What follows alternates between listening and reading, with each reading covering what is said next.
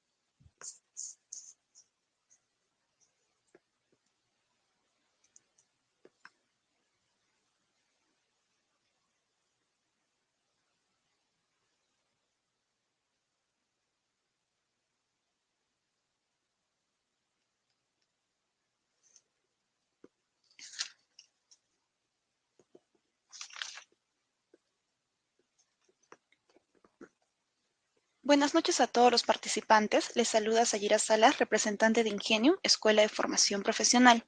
Ante todo, les agradezco por el tiempo que se están tomando en participar en el presente webinar.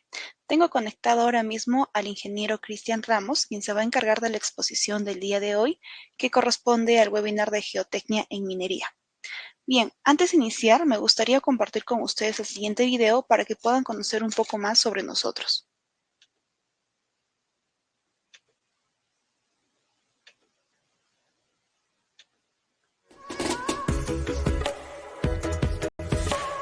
Somos la Escuela de Formación Profesional líder en capacitación dedicada a brindar programas de alta especialización buscando potenciar tu perfil.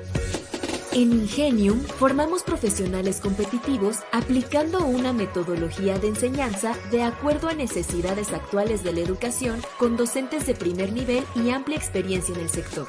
Contamos con 4 ventajas competitivas que harán de tu elección la mejor decisión. Calidad de docentes, altamente capacitados con maestrías y certificaciones internacionales. Control y seguimiento personalizado, para que en tu proceso de aprendizaje tengas la mejor experiencia. Clases online en tiempo real. Interactúa con tu docente y desarrolla casos prácticos. Seminarios web gratuitos para que vivas la experiencia Ingenium antes de tomar una decisión. Especialízate, trasciende, crece. Ingenium, Escuela de Formación Profesional.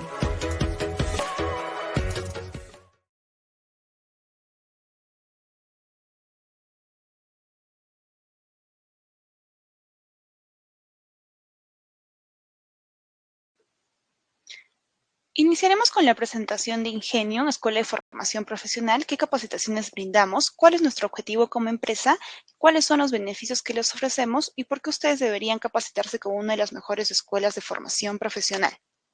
Bien, como les comenté, nuestro ponente a cargo es el ingeniero Cristian Ramos, ingeniero de minas por Universidad Nacional de San Marcos, con maestría en geotecnia por Universidad Nacional de Ingeniería. Experiencia mayor a 13 años en análisis de estabilidad de taludes y diseño, ejecución de proyectos en mina.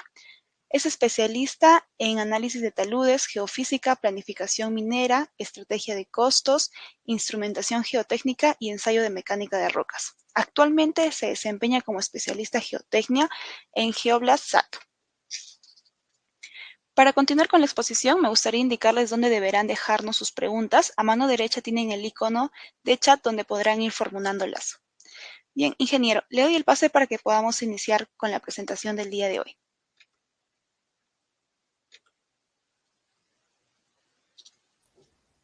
Buenas noches con todos. Gracias, Yashira. Gracias por la presentación y bueno, vamos directamente a la exposición. Como ya lo mencionó, mi nombre es Cristian Ramos, ingeniero de minas con especialización en geotecnia. Y el día de hoy vamos a conversar netamente de geotecnia y minería. Vamos a tener dos bloques. La presente agenda va a tener dos bloques. El primer bloque vamos a ver temas genéricos de consideración desde el punto de vista geotécnico, consideraciones, diseño de taludes, qué especificaciones se tiene que tener, recolección de datos, el modelo geotécnico, lo que involucra un método de análisis, las causas de una inestabilidad, definir los criterios de estabilidad y aceptabilidad en base a la normativa actual, fallas cinéticamente posible, recomendaciones generales desde el punto de vista de diseño de taludes, y como en el segundo bloque ya agrupar todo lo mencionado previamente para realizar una documentación de retroanálisis, un control de estabilidad de taludes, secuencia y control y la aplicación de nuevas tecnologías que ayudan mucho actualmente a desarrollar un trabajo en el área de geotecnia, bueno, y en el ámbito industrial la tecnología va de la mano muy, muy presente. Me comentan en el chat que el audio no se escucha. ¿Puedes validar eso, Yashira? ¿O podrías confirmar? Creo que sí se escucha, ¿no?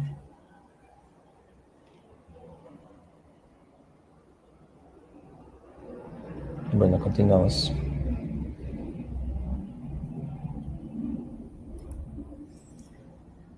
Previamente al desarrollo de...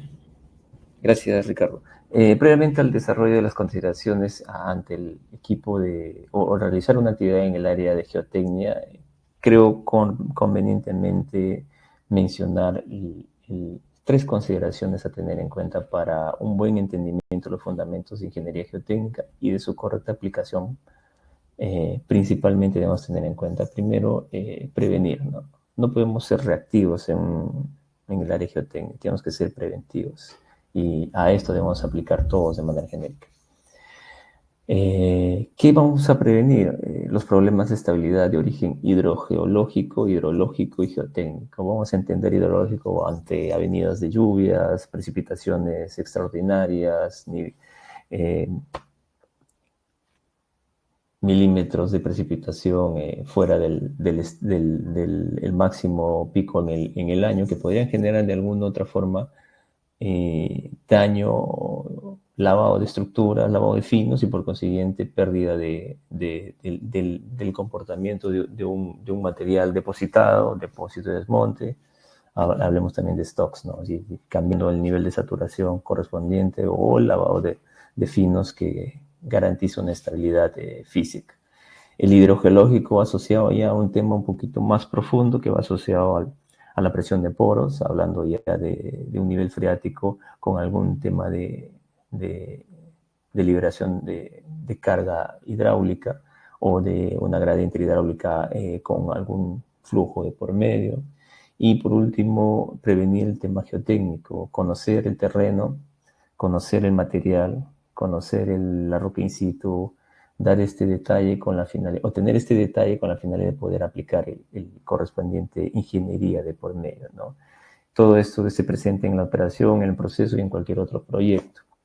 Como segundo punto de consideración, tener en cuenta que minimizar cualquier impacto en la operación o el proceso. Sabemos que un material inestable, un sector inestable del Tajo podría conllevar a incrementar el costo de operación, ya que no estaría generando valor, o mejor dicho, el hecho de tener una inestabilidad de un sector crítico del Tajo va a incrementar de alguna u otra forma los costos operativos porque se tiene que hacer trabajos de contención, limpieza o replegar un poco el diseño para garantizar la seguridad del personal involucrado, ingreso, salida y no perderle la proyección de minado en algún sector, ¿no? Y ante los dos previas consideraciones a tener, aplicar un diseñar medidas de estabilización que sean tanto técnicas como económicamente viables. Si uno pudiera, echaría al máximo el talud, me refiero al nivel de interrampa, o de alguna otra forma, siendo más agresivos, pararíamos un poco el talud, ¿no? Pero eso, ahí va el diseño, dar la ingeniería de por medio, ¿no? Y cuando ya es inevitable un problema de estabilidad de cualquier naturaleza, ¿no? Ver las técnicas que sean económicamente rentables. Pongo como referencia 3 imágenes que van asociadas, ¿no? Prevenir, estar atento, tomar datos, buscar el tema de costos, ser eficientes y a través de eso realizar el diseño y las correspondientes evaluaciones a lo que se debería realizar desde el punto de vista de geotecnia, ¿no?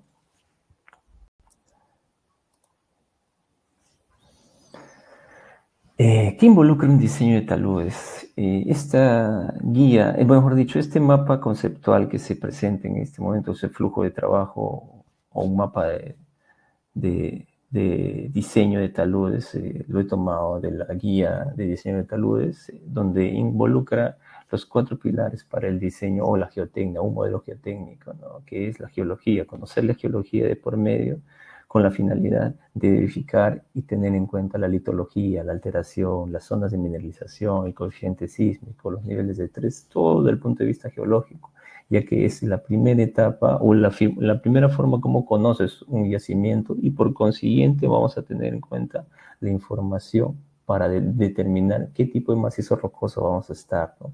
Y esa es la segunda etapa que ya vemos un tema estructural, ya a la roca en sí vemos las estructuras mayores, el tema de estratificación, las fallas, los cortes, las estructuras menores, las fallas menores, las juntas, donde estos 2 valores van a involucrar cómo la roca podría comportarse, pero a esto tenemos que sumar algo adicional, ¿no? ¿Cuáles son las propiedades de la roca en sí, ¿no? Del material? Ya empieza un análisis o una recolección de datos a través del macizo rocoso, ¿no? Donde realizamos verificación de esfuerzo de roca intacta, las estructuras de esfuerzo o los esfuerzos en estructuras, la clasificación del macizo rocoso y por consiguiente la clasificación del macizo rocoso en esfuerzos, dando el detalle que a estas 3 componentes sumar el modelo hidrogeológico. ¿Y qué viene a hacer el modelo hidrogeológico? Conocer la cantidad,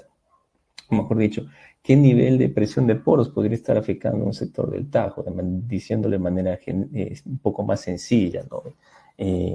Ya que al tener, vamos a hablar desde el punto de vista de conocer cómo reaccionaría un talud ante una presión de poros alta, o qué pasaría si la presión de poros disminuye, cuál es el efecto del agua dentro del tajo, ¿no?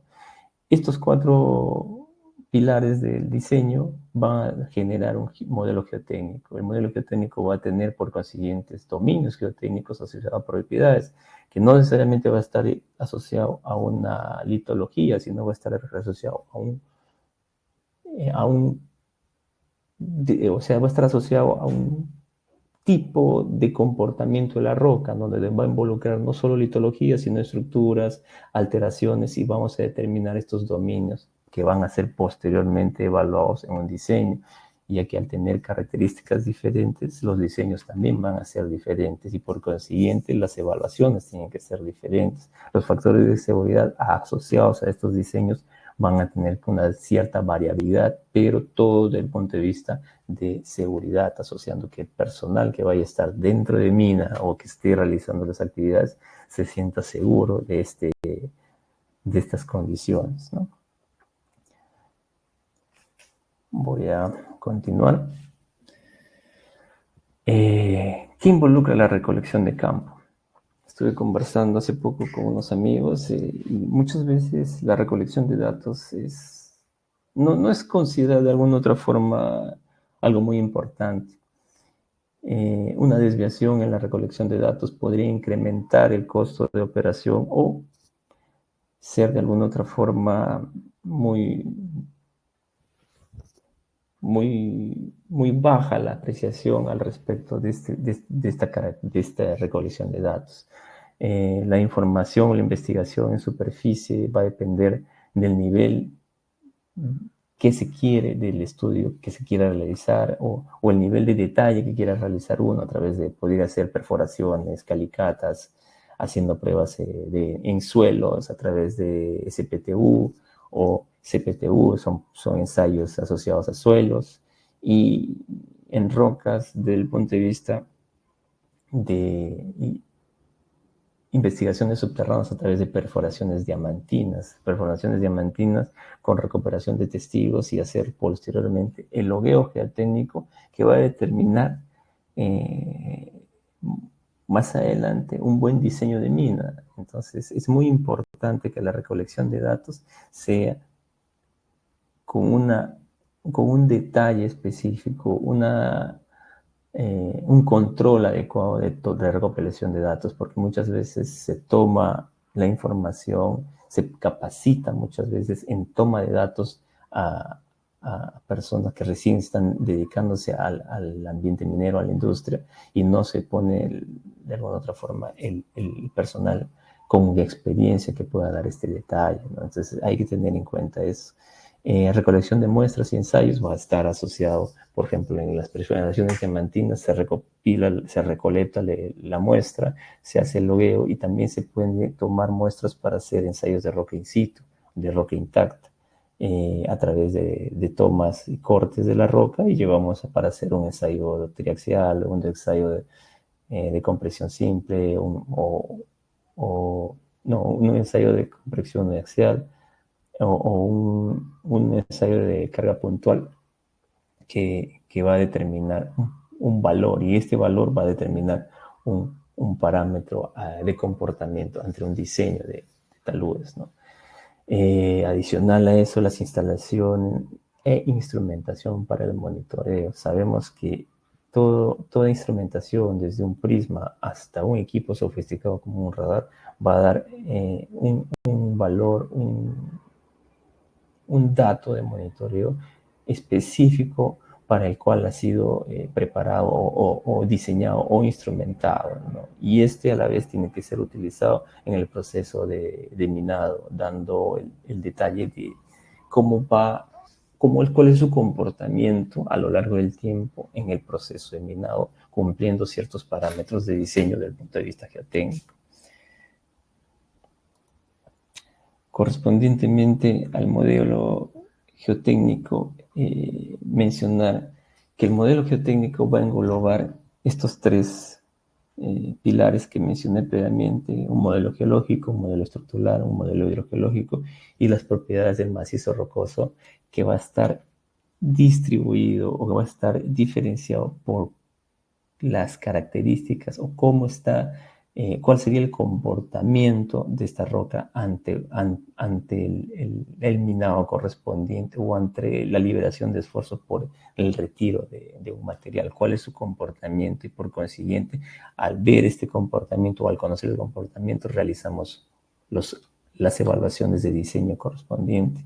El modelo geológico con el detalle de las alteraciones es sumamente importante para la definición de modelo geotécnico, el modelo estructural a través de las estructuras mayores, conocer cuáles serían los sectores críticos que podrían ser afectados ante una inestabilidad, generando, por ejemplo, inestabilidades a nivel de interrampa, el modelo hidrogeológico para conocer el nivel de presión de poros que va a estar en la profundidad del Tajo, y conocer esto al detalle ayuda a tener un buen modelo geotécnico y por consiguiente la propiedad del macizo rocoso para diferenciar cada tipo de estos materiales. Repito esto porque es muy importante conocer el detalle de estos 4 pilares para un modelo geotécnico.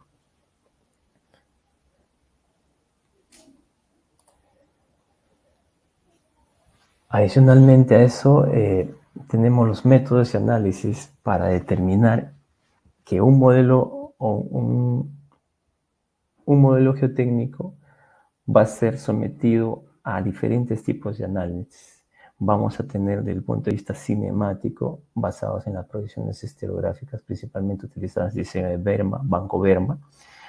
Ahora, esto es un proceso iterativo y conjunto, ¿no? Podemos hacer un análisis cinemático y determinar este nivel de riesgo o el potencial de inestabilidad que podrían generar ciertas interacciones de estructuras. Asociado a eso, o de la mano, podríamos hacer una evaluación de equilibrio límite con un control estructural de fallas en bermas y diseños interrampas. Taludes interrampas y global, donde la estabilidad está controlada por esfuerzos macizos rocosos con o sin anisotropía estructural. ¿Qué quiere decir eso? ¿No? O sea, el talud interrampa muchas veces podría estar asociado a una cierta altura, y esto a la vez va a estar controlado por diferentes esfuerzos. Estos esfuerzos van a tener una característica propia del dominio geotécnico. Entonces, ahí vamos a ver cómo se comportan estos esfuerzos a través de estas evaluaciones que se puede realizar. Sabemos que el equilibrio límite de alguna otra forma está limitado a ver qué tan estable es bajo ciertas características de diseño. Pero un análisis numérico es mucho más completo, da mucho mayor detalle. Ya podemos ver las direcciones de esfuerzo que se pueden generar a través de este análisis, ¿no? Un análisis numérico puede ser utilizado a través de elementos finitos, discretos, para también un diseño de rampa y global. Hay que tener en cuenta lo que mencioné previamente en el slide, que el tener una mala recopilación de datos desde el punto de vista geotécnico, hablemos de lo biogeotécnico, vaya asociado a que el diseño que yo pueda tener pueda ser conservador o agresivo, o necesariamente va a estar involucrado a un costo mayor o menor dependiendo cuál sea la evaluación. Entonces hay que tener mucho detalle, y que el detalle que tenga correlación de datos, que sea lo que realmente es, porque si ponemos datos que subvalúan la macizo rocoso, vamos a tener por consiguiente un sector que podría estar en riesgo, porque estamos realizando al tener valores que no son los correspondientes, vamos a tener posiblemente un talud parado o un talud mucho más empinado, a diferencia de tener valores muchos más sobrevaluados, y podría estar generando una mala... va a estar dando un dato que no es el correspondiente, y también podríamos tener esta mala interpretación un diseño, ¿no? Hay que tener en cuenta que hay que ser muy finos y muy detallistas y que los datos tengan mucha correlación, ¿no? No podemos tener mucha variabilidad de datos en un mismo sector, ¿no? Ahí hay que tener en cuenta eso, y eso es muy importante para los procesos de logueo geotécnico que se realicen en las diferentes actividades de perforación diamantina, ¿no? Para un proyecto. Las técnicas y herramientas de análisis que se estaría utilizando, tenemos diseños empíricos, podrían ser clasificaciones. Como mencioné previamente, el equilibrio límite toma en cuenta las fuerzas de resistencia y movimiento para determinar a través del equilibrio que esté estable o no estable, y del análisis sistemático a través de equilibrio límite y el estereográfico va a determinar si un sector es estable o no es estable. Y por último, los modelos numéricos analiza esfuerzo de deformación, como se muestra en las gráficas o en las ilustraciones, ¿no? Tener el dato adecuado de un macizo rocoso con los correspondientes verificaciones y los controles para tener la certeza de que estos valores sean los reales, ¿no? Y no haya mucho sesgo en la información. El análisis cinemático para ver la interacción de estructuras a nivel de banco. Un análisis de equilibrio límite que podría estar asociado a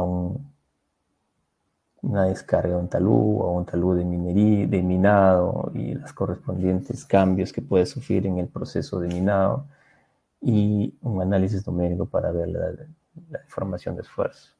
Además, se pueden incorporar técnicas de sensibilidad y probabilidad basadas en la experiencia o en los datos de probabilidad de falla, ¿no? Qué tan probable es que suceda una falla, y eso también nos proporciona a través de las diferentes herramientas como el software de estereográficos que permiten el análisis cinemático.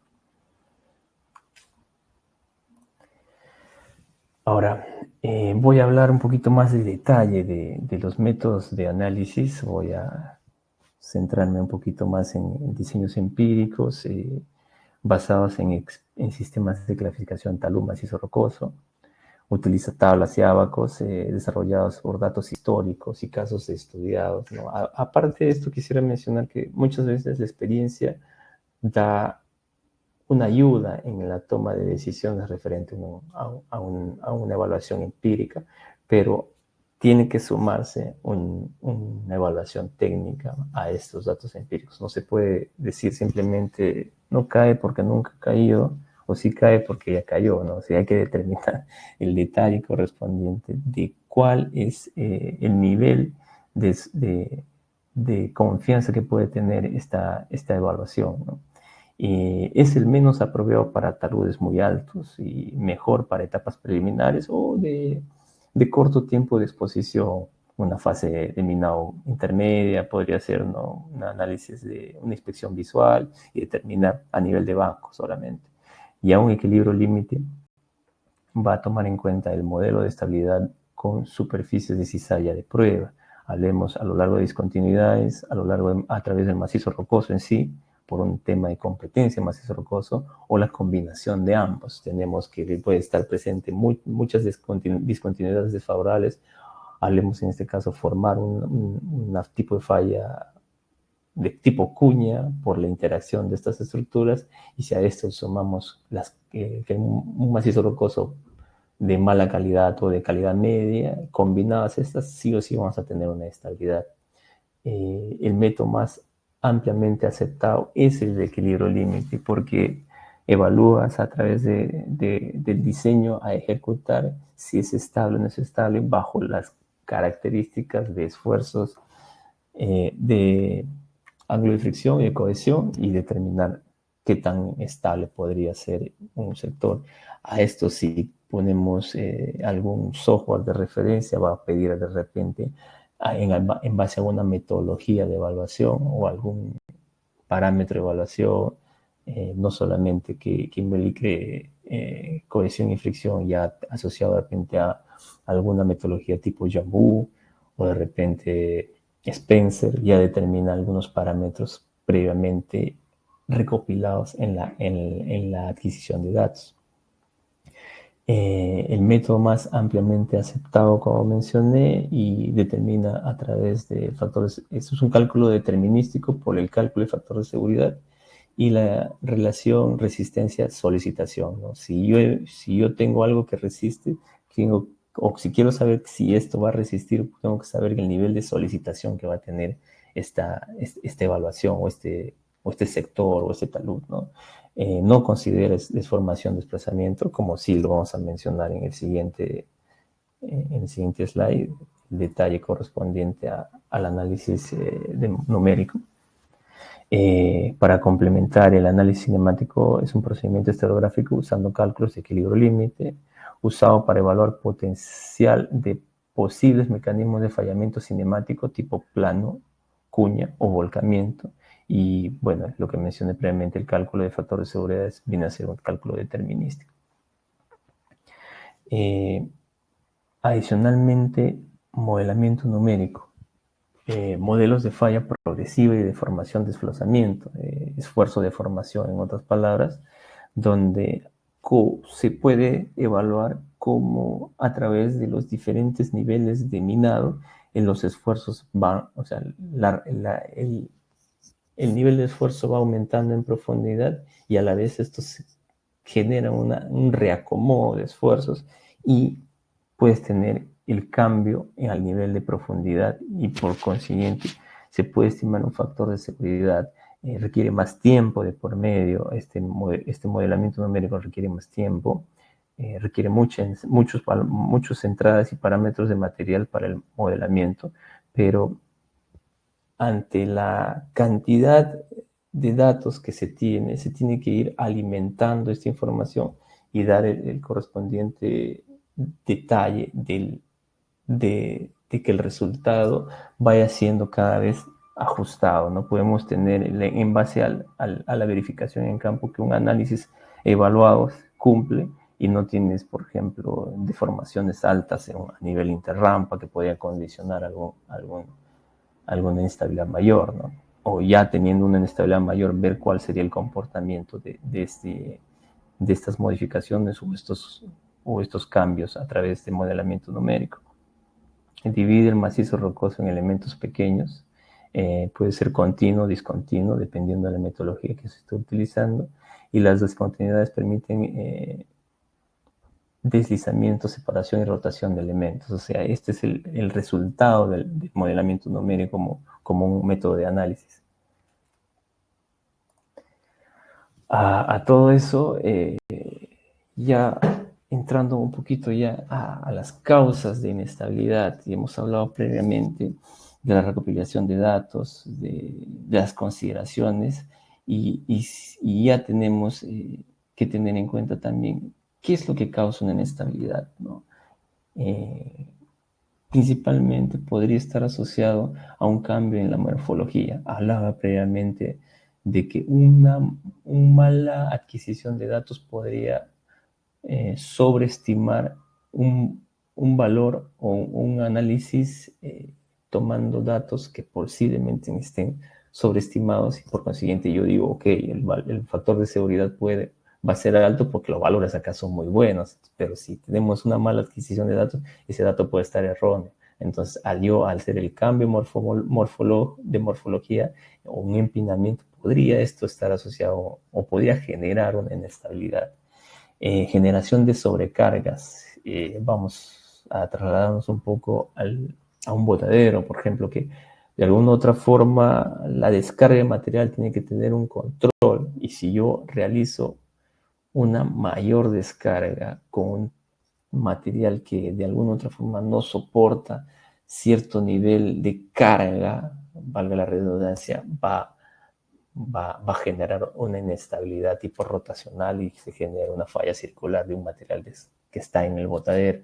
Si a esto le podemos sumar la presencia de agua, voy a hablar brevemente de la presencia de agua, también vamos a tener un cambio en el terreno, vamos a tener mayor saturación de un material suelto, podemos tener lavado de estructuras o lavado de finos en estructuras que podrían generar una inestabilidad. Vamos a hablar de estructuras con algún tipo de relleno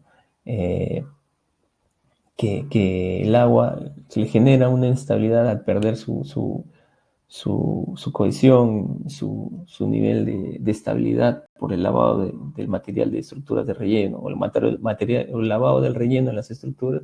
Por consiguiente, es como si se despegaran los bloques y cae de manera natural por gravedad en algunos casos, o porque ya no se sostiene, ¿no? Ahora, el congelamiento es un proceso lento, pero sí sucede generalmente en minería, ya que estamos asociados a alturas y climas extremos. Durante la noche, un proceso de congelamiento, y el agua que está dentro de la estructura se congela, se dilata y empieza a empujar el material. Muy poco visible, pero sí muchas veces afecta a la estabilidad del taludes. Y durante el día, al generar esta apertura, el agua se derrite, ingresa en mayor profundidad y vuelve a generar el mismo proceso continuamente. Y posteriormente eso podrías ver una deformación significativa en un talud, o a nivel interrampa también una deformación considerada, ¿no? Y esto tiene que ser controlado, evaluado. Previamente a eso, en movimientos subterráneos, terremotos, vibraciones, un cambio a nivel de frecuencias bajas por un terremoto, que genera mucho cambio en un talud, ¿no?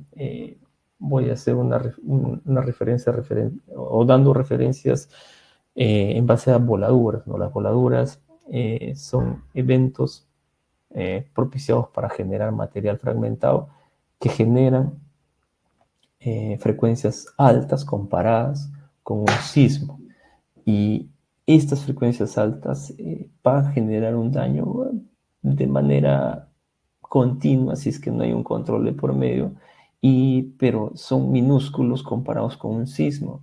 Un sismo es una liberación de energía en el subsuelo muy fuerte, con gran cantidad de liberación de energía, que generan este tipo de movimientos, y a frecuencias muy bajas, con largo tiempo de duración, 1 o 2 minutos, comparado con una voladura que a veces es 2 segundos, 3 segundos, y ya la voladura se terminó, ¿no? Entonces, un movimiento subterráneo producido por sismos o terremotos sí genera daños en los taludes. ¿Qué hacer en esos casos? Si llegase a suceder un sismo cercano a una mina o un yacimiento minero, es mantener o tener en cuenta cuál sería el lugar seguro, alejarse de los taludes, no pegarse a las crestas. O sea, es un tema muy complejo si es que llegase a suceder, ¿no? El 2007 hemos tenido sismo fuerte en Ica,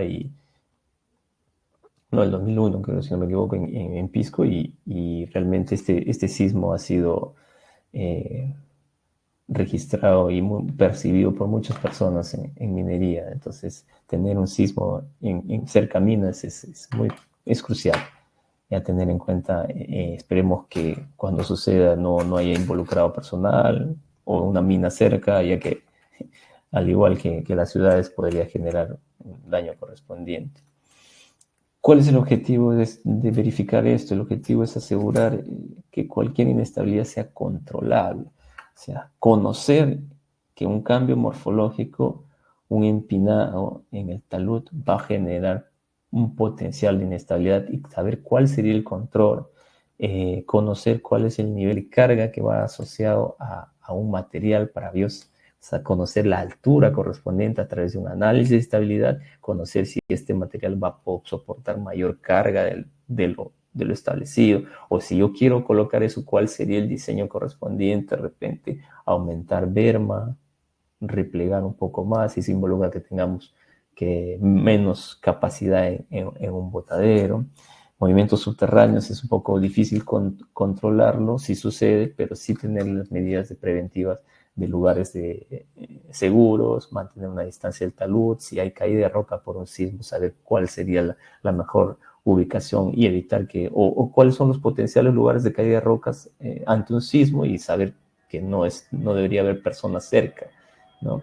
Y bueno, el agua, conocer el control de manejo de agua superficial es muy importante a través de las cunetas, y si hubiese necesidad de un desagüe, de un tajo por presencia de aguas subterráneas, a través de los permisos correspondientes, se tuviera que desaguar un tajo, ¿no? y este es un tema un poquito más, o sea, va asociado ya a un tema de manejo de aguas, ¿no? Dos principales categorías de mecanismos de fallas, unos con control estructural y el control de macizo rocoso. El control estructural va a estar definido, pues, qué tipo de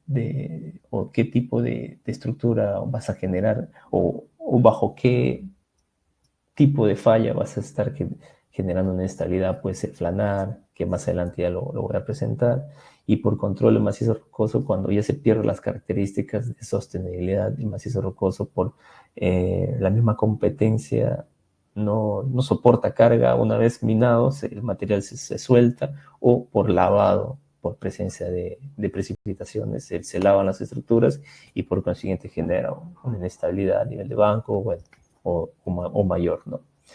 Ahora, la inestabilidad va a estar influenciada por presencia o ausencia de discontinuidades, y ante esto se generan tres escalas de fallamiento.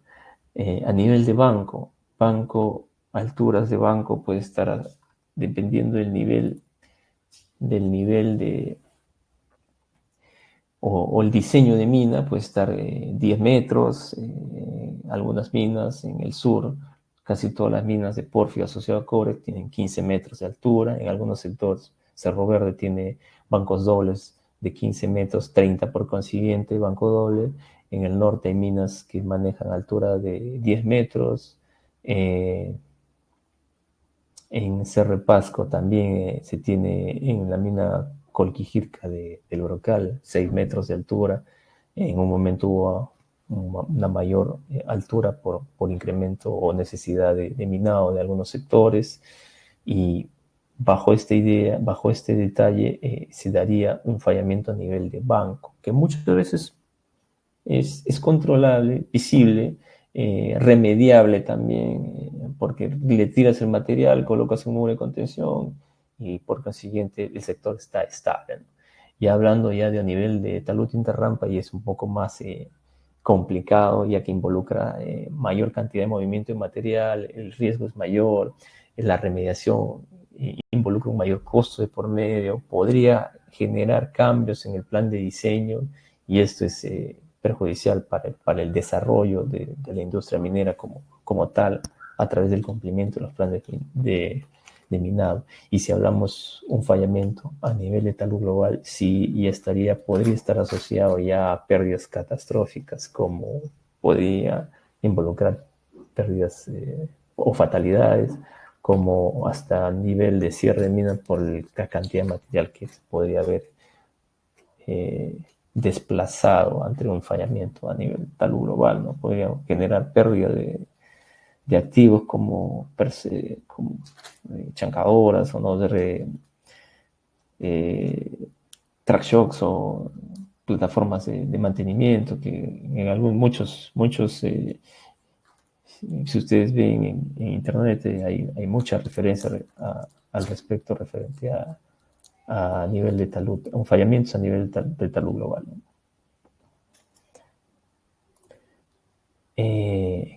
Criterios de estabilidad y aceptabilidad. Estos son los criterios que generalmente se manejan en minería actual. A nivel de banco, un factor de seguridad mínimo o estático de 1.1, y no se considera pseudoestático o dinámico porque no es recomendable realizar esta evaluación, ya que no es necesario, ¿no? La probabilidad de falla podría estar asociada a 25 o 50%. Ya en interrampa sí manejamos valores un poquito más altos. A nivel bajo, o las consecuencias bajas, se podría considerar un factor de seguridad de 1.15 a 1.2, moderado 1.2 y alto de 1.2 a 1.3. ¿Qué significa esto? Que el factor de seguridad va a determinar, bajo el análisis que has realizado previamente, cuán seguro es tu actividad en ese momento o el sector de diseño, y por consiguiente continuar o no en el proceso. Ahora vemos que a nivel interrampa los valores de aceptabilidad desde el punto de vista dinámico son 1, con referente a bajo y moderado, pero considera 1.1 en alto. ¿Qué quiere decir eso? Que el movimiento ante un sismo, o mejor dicho, el nivel de seguridad ante un sismo, el factor de seguridad ante un sismo, debe ser mayor a 1.1. Y esto ayuda mucho a tener en cuenta o sea, podría generar un cambio de diseño el no tener este 1.1 cuando hablamos interramp, pero ya a nivel de ángulo global, un factor de seguridad nivel bajo, del punto de vista estático 1.2, 1.3 y llegando a ser alto entre 1.3 y 1.5. De manera personal, interrampa siempre lo he mantenido mayor 1.3, en estático global mayor 1.5. Y referente al dinámico, todos mayor a 1.0, con excepción del global, siempre lo he considerado para los resultados de análisis 1.1 y correspondientemente las probabilidades de fallas aceptables, ¿no? Que no se podría generar. ¿Qué significa, por ejemplo, tener una probabilidad de falla de 5%? Que al hacer la evaluación correspondiente y la probabilidad de falla es mayor a este valor, el riesgo de involucrar equipo y personal es muy alto, porque podría generar en base a la evaluación un valor crítico al tener mayor a 5%. Y esto hay que tener en cuenta cuando uno se realiza los análisis de estabilidad, ya que la respuesta que uno dé como geotécnico ante el área de operaciones va a determinar el detalle de cuán involucrado va a estar ante la inestabilidad correspondiente de producirse, ¿no? Hay que tener mucho en cuenta esto. Esto es algo muy, muy importante tenerlo en cuenta para que cuando ustedes realicen las evaluaciones correspondientes. Los criterios típicos de aceptabilidad en la industria minera va a depender de eso, ¿no? Aquí algunas ilustraciones dependiendo de las cinemáticas posibles que podrían generar una falla, ¿no? En las dos imágenes del nivel superior, bueno, claramente se ven fallas planares y esto está asociado cuando la proyección de la estructura aflora en el talud, ¿no? Y se genera por consiguiente una falla planar. En las imágenes inferiores, las tres mostramos cuñas de diferente nivel, ¿no? A nivel de banco se podría decir, interrampa y uno global, donde la intersección de los planos que involucran una cuña tiene o aflora en el talud o tiene un ángulo menor a 20% entre la cara de banco y el talud, ¿no? A nivel de banco. Y en ángulo interrampa va a estar asociado ya a un comportamiento, podría estar generado por inestabilidad, o sea, podría estar generado por un evento de voladura, por presencia de agua, lavado de estructuras, y es algo más complejo que tiene que ir evaluándose y como dije, teniendo en cuenta las consideraciones del caso, ¿no? Prevenir netamente que esto suceda. Fallas cinemáticamente posibles a través de volcamiento de estructuras es cuando la cara del talud es contraria a la orientación de estas estructuras y por consiguiente ante la pérdida del piso o el minado del piso, estas estructuras caen y generan este tipo de volcamiento.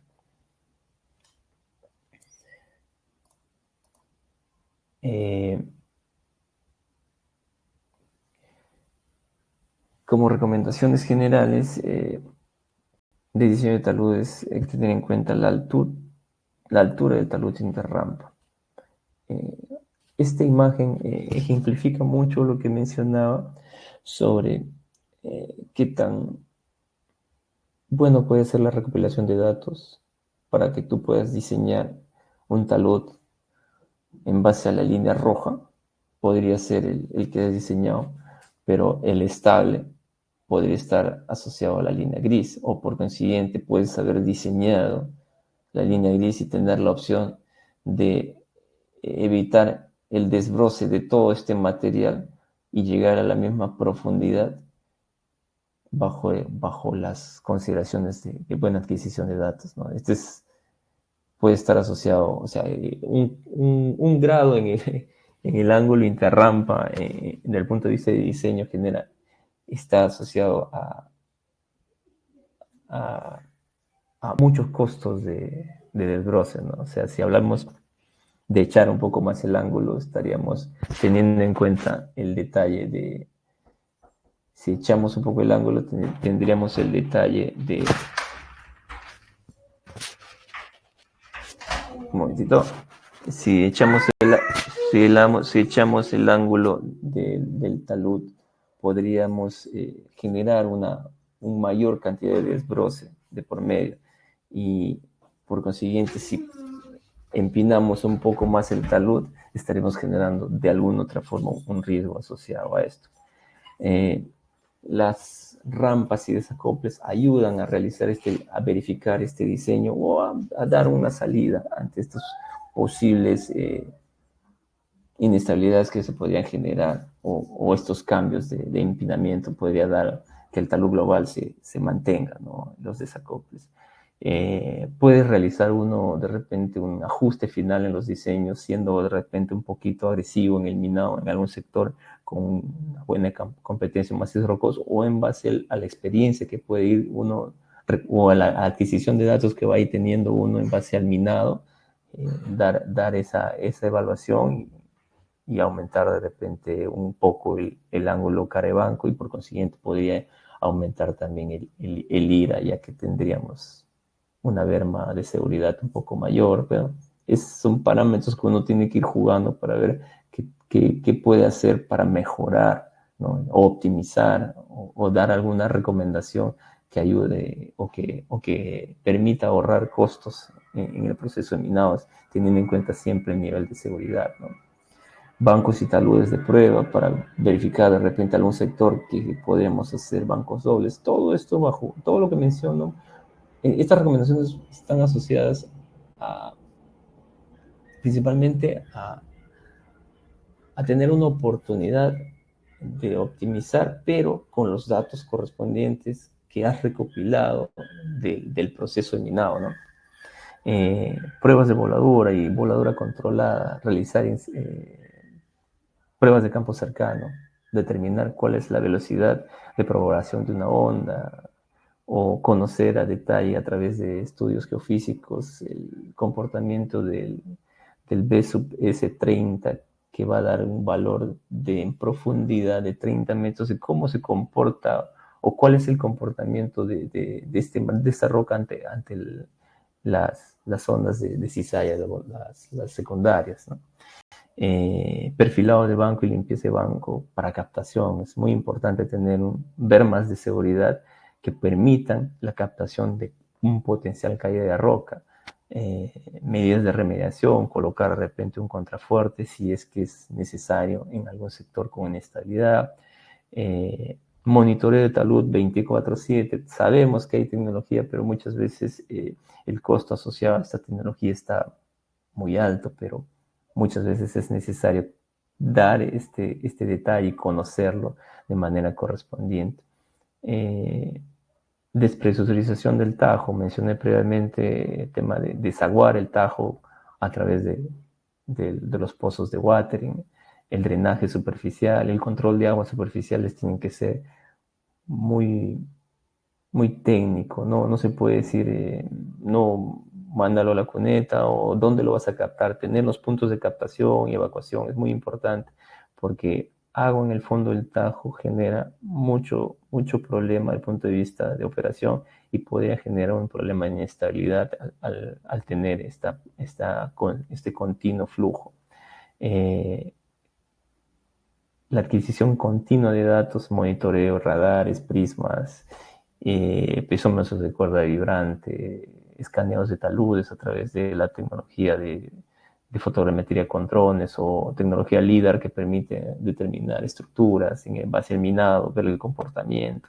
La adquisición de datos tiene que ser de manera continua, y la verificación y actualización de criterios de diseño.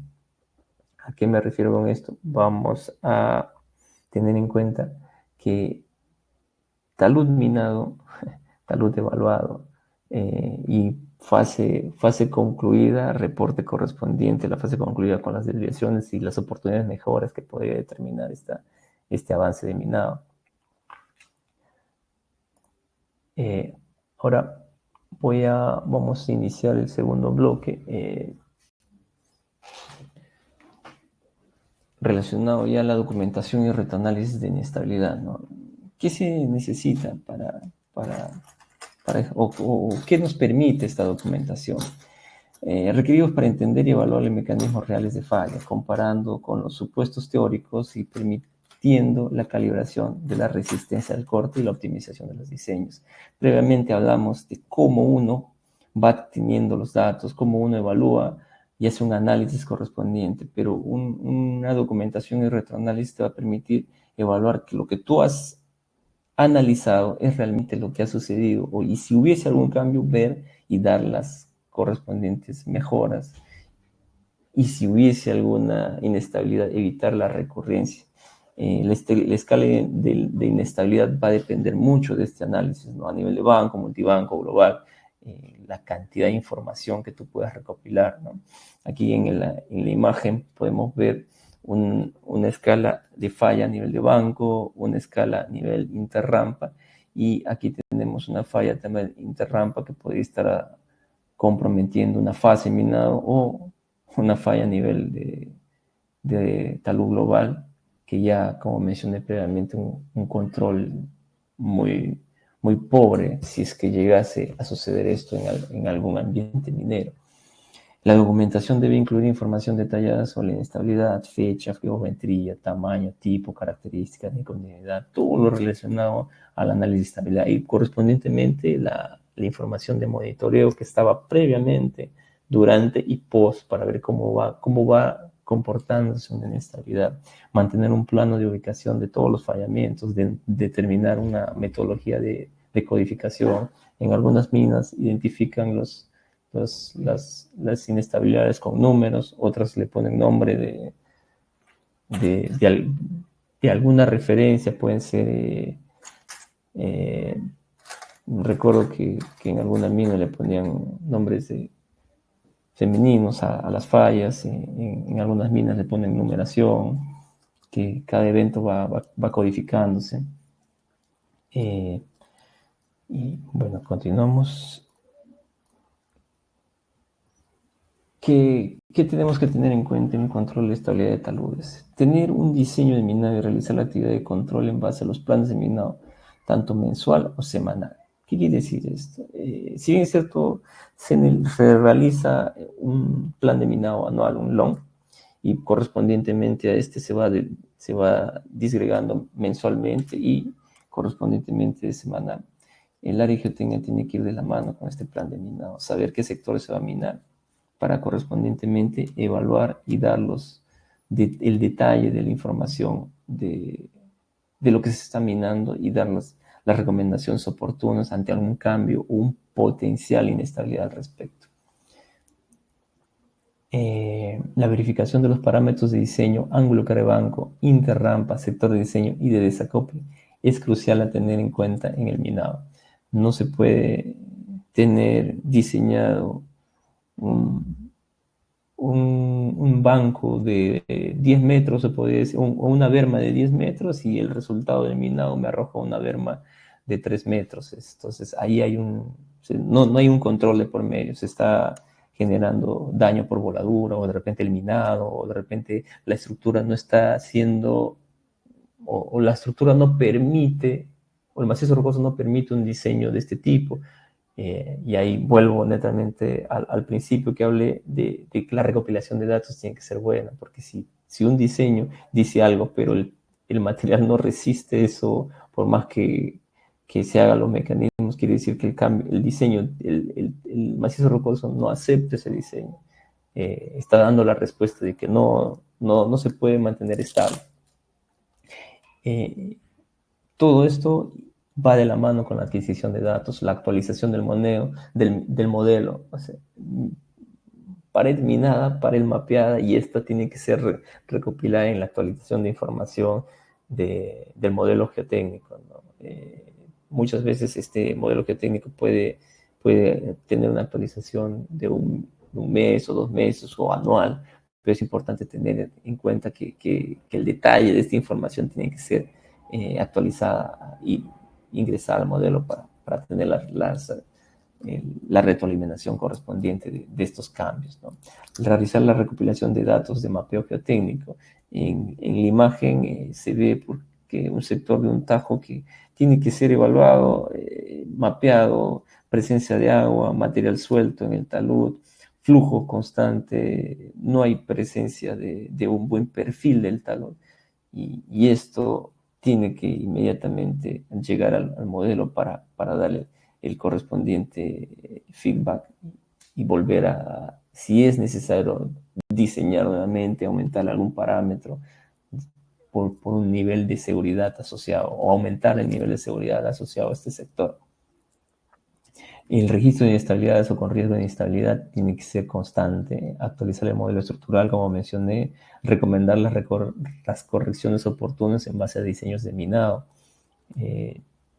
y de registrarse alguna variación en el diseño, mejorar, ampliar, ver más de seguridad, diseñar ángulo, disminuir el ángulo de cara de banco, podría ser una opción, o de repente aumentar un ancho de berma. Son parámetros geométricos que uno puede ir evaluando, haciendo las interacciones correspondientes para un buen diseño, ¿no?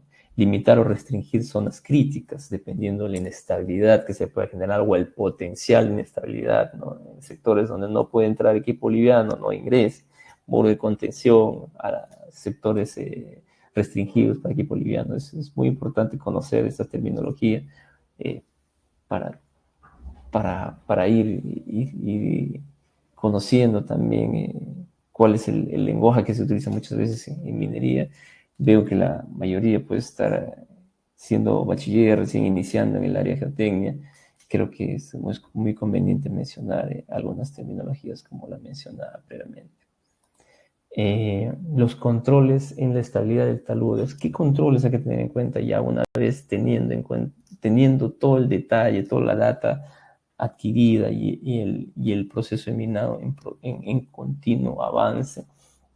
Trabajar en equipo en las mejoras o el diseño de voladura, considerado uno de los principales factores de inestabilidad. Muchas veces hay necesidad de tener un material fragmentado, pero no se tiene el feedback correspondiente de qué tanto daño estás generando al talud.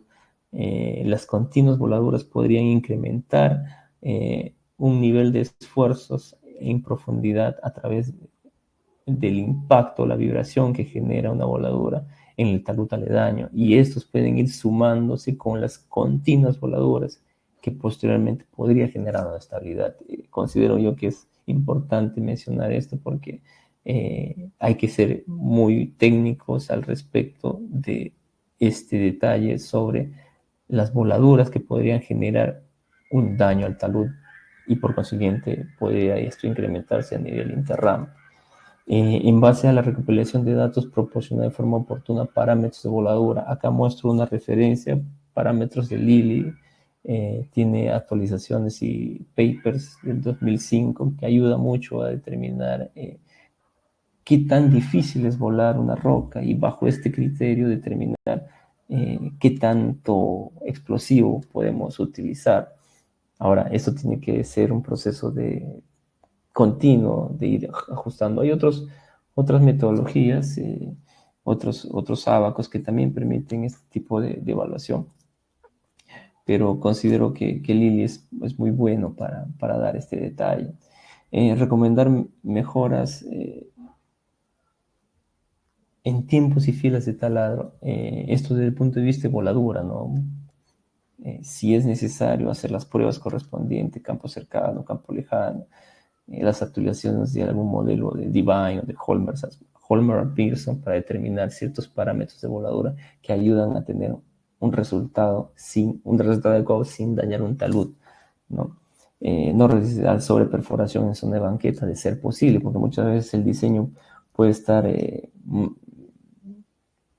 enmarcado a una voladura y sobreperforación, ya, pero pero en algunos sectores puede estar bien o puede estar mal. Va a depender mucho de la evaluación que se realice, el tipo de macizo rocoso que se esté evaluando para determinar esto, ¿no? Muchas veces en algunas empresas no se realiza la sobreperforación en zona de berma, pero en otras sí. Por consiguiente, esto es muchas veces iterativo, ensayo y error posiblemente, o una evaluación más técnica a través de una prueba de campo cercano, determinar los parámetros de roca a través de la propagación de onda o de la velocidad de onda en la roca, ¿no?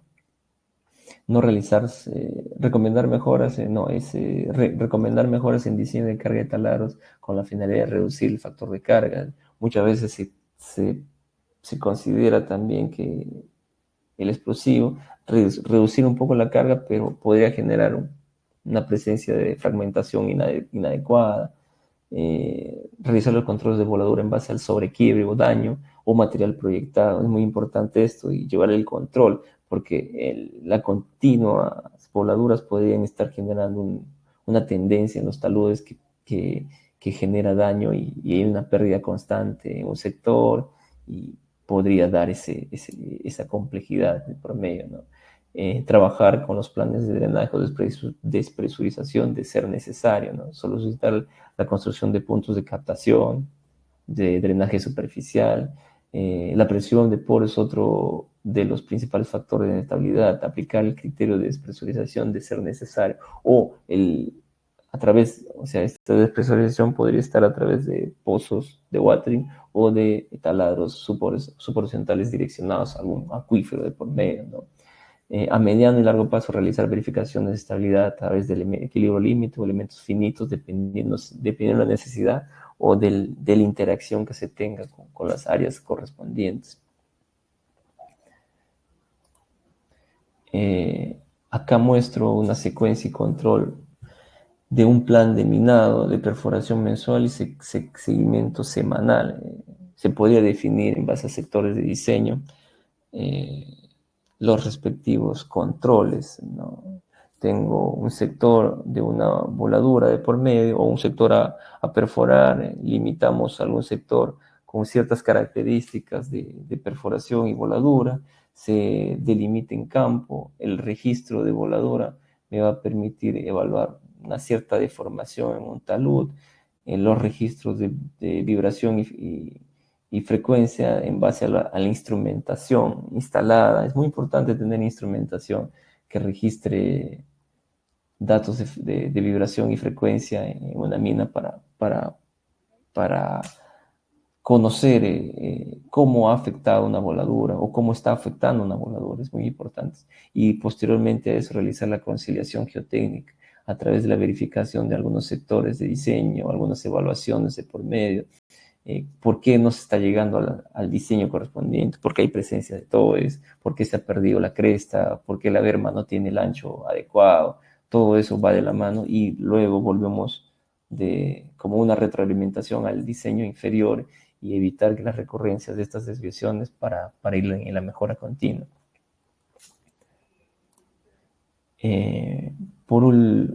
Casi por concluir, creo que la secuencia de control es muy importante. Todo lo mencionado tiene que estar de la mano con las reuniones de coordinación y la reportabilidad de resultados, ¿no? A través de la reingeniería de procesos y mejora continua, y por consiguiente la oportunidad de optimización e incrementar niveles de seguridad.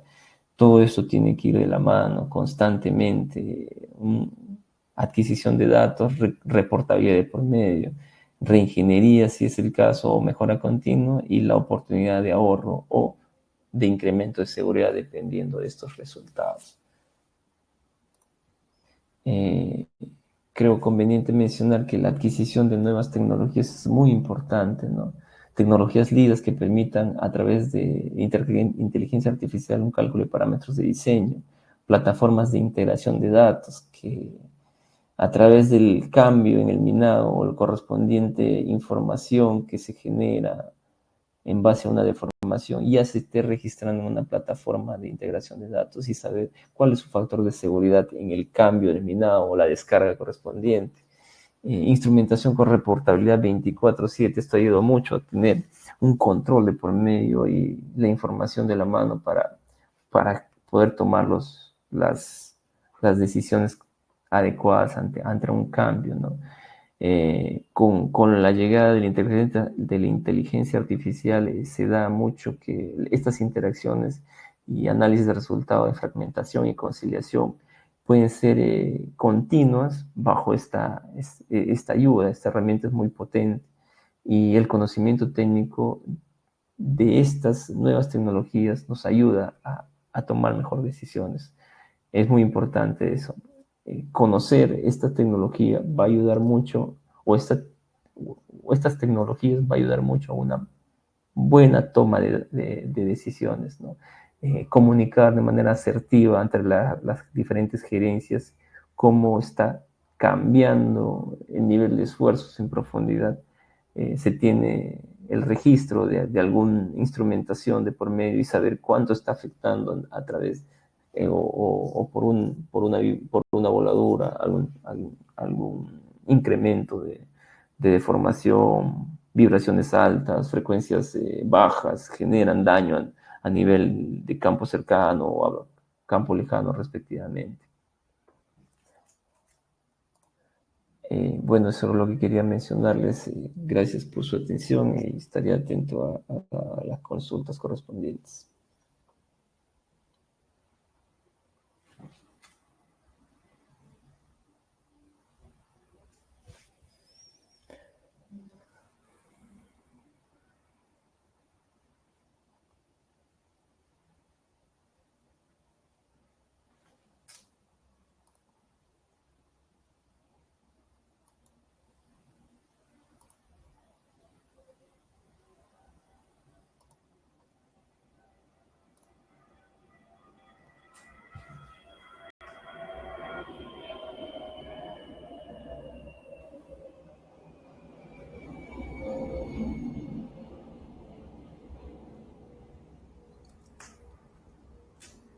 Señorita Yashira.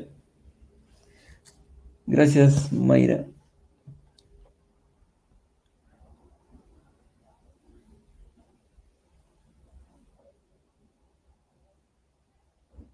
Estoy atento a las consultas que pueda haber en el chat.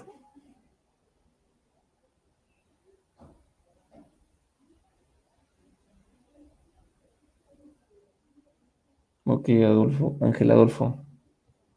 Qué bueno que le haya parecido interesante.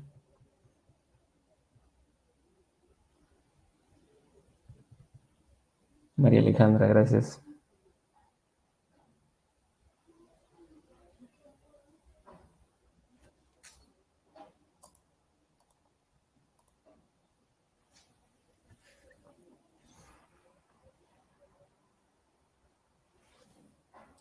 Creo que yo podría hacer alguna pregunta. A ver.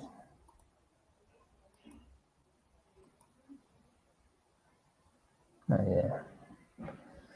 Yo mencioné unos valores de aceptabilidad en base a nivel interrampa y a nivel global, del punto de vista estático. ¿Qué es lo que yo apliqué, ¿no? En base a la explicación, o cuáles consideran ustedes que podrían ser sus valores en base al criterio de aceptabilidad. Jesús Muñoz, 1.1. Esto está asociado a pseudoestático. Estático mencionado. ¿Alguien da algún valor?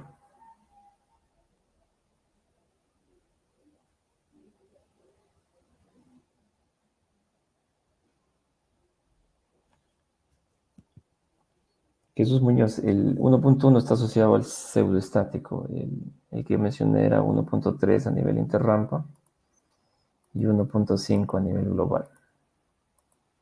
Pero en la referencia de la presentación son estos valores. A ver, otra pregunta. Uno de los pilares del modelo geotécnico, ¿quién me menciona? Son 4, mencioné 2 veces inclusive.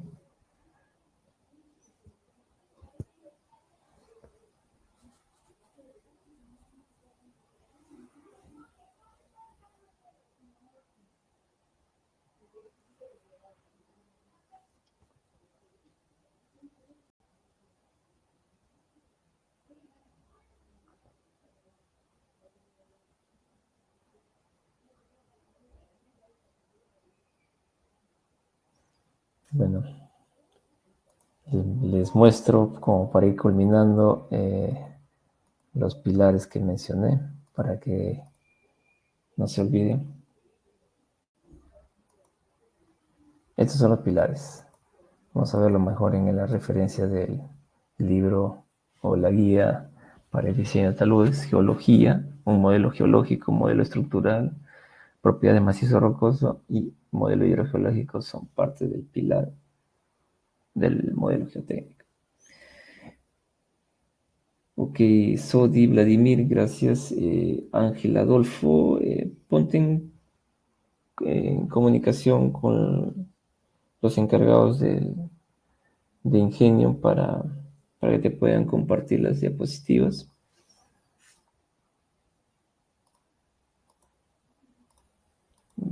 Gracias, Berta.